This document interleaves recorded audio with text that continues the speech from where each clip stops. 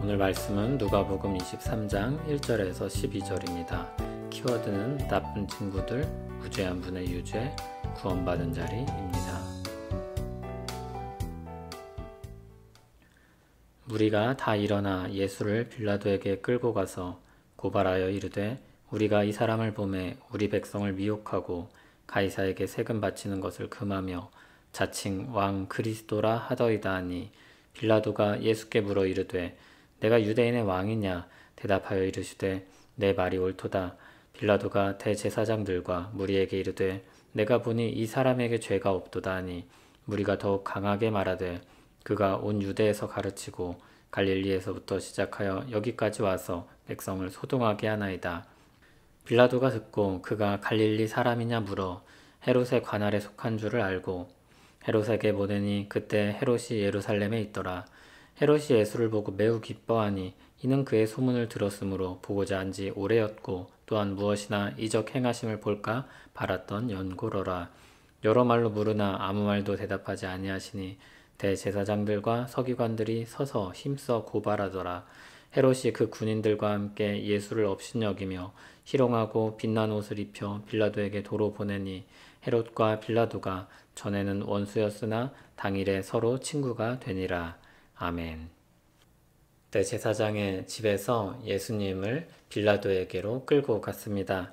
죄목은 이것입니다. 우리 백성을 미혹했다. 가이사에게 세금 바치는 것을 금했다. 자칭 왕 그리스도라 하더라. 그런데 빌라도가 신문을 하면서 보니까 죄가 없으십니다. 유대인들이 강력하게 그를 처벌해 달라고 밀어붙이고 있는 것입니다. 빌라도는 정치인이었기 때문에 분위기를 금방 파악했습니다. 문제는 유대인들이 물러서지 않는 것입니다. 그러다가 빠져나갈 구멍을 하나 찾았습니다. 말을 듣다 보니 예수님이 갈릴리 사람입니다. 그래서 골치 아픈 이 건을 헤롯에게로 넘깁니다. 헤롯은 사람들이 예수님을 데려오자 매우 기뻐했습니다. 믿음이 있어서 그런 것이 아니라 그에게 호기심을 가지고 있었기 때문입니다. 뭔가 기적적인 일을 볼 수 있을까 그런 기대를 가지고 예수님을 신문했습니다. 예수님을 하나의 구경거리로 여긴 것입니다. 하지만 막상 신문하며 대화를 했는데 아무런 수확도 거둘 수 없었습니다. 다만 대제사장들과 서기관들이 여기서도 힘써 고발하고 있습니다. 헤롯은 자신의 호기심과 바람은 충족하지 못하고 사람들이 찾아와서 계속 귀찮게 하자 예수님을 업신여기고 희롱하여 빛난 옷을 입히고 빌라도에게 도로 보냈습니다. 정말 좋은 옷을 입힌 것이 아니라 조롱의 한 방식으로 왕같으나 진짜는 아닌 그런 옷을 입힌 것입니다. 12절에서 그 전에 헤롯과 빌라도가 원수였으나 그날에 서로 친구가 되었다 합니다. 이전에 서로에게 불편한 입장이었으나 각자의 정치적 입장에서 유리한 선택을 하는데 그 방향이 맞아떨어진 것입니다. 그들은 그날에 나쁜 일을 함께한 친구가 되었습니다. 예수님께서 신문을 받으면 받을수록 죄가 없다는 사실이 드러납니다. 사람들이 억지로 그를 잡아 끌고 다니며 죽음으로 몰아가고 있다는 것을 보게 됩니다. 무죄하신 분이 유죄로 죽으시는 일이 일어나고 있습니다. 그렇게 사람들이 하는 악한 일을 통해서 예수님께서 억울하게 죽으십니다. 그들은 악을 행하고 있으나 더 넓게는 하나님의 역사를 실현하고 있습니다. 물론 그렇다고 해서 그들의 악을 정당화할 수 없습니다. 그들은 죄악에 사로잡혀 악한 일을 했고 그에 따른 책임은 자신들에게 있습니다. 그런데 하나님께서 그런 악한 일까지도 사용하셔서 우리를 대신하여 무죄하신 그리스도가 대신 죽게 하신 것입니다.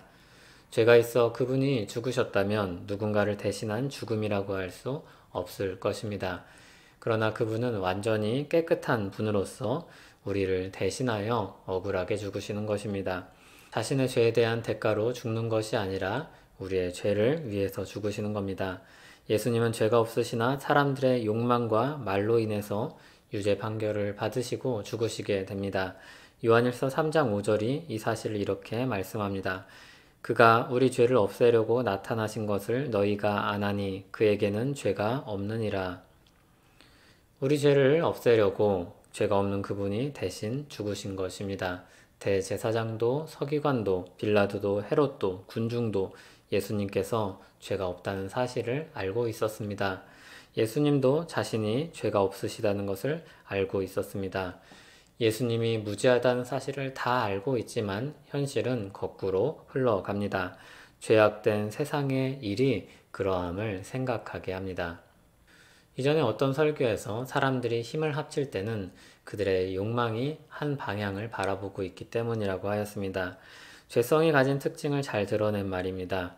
죄의 지배를 받고 영향을 받는 사람들이 예수님을 끌고 우르르 다니면서 그분을 죽음으로 내몰고 있습니다.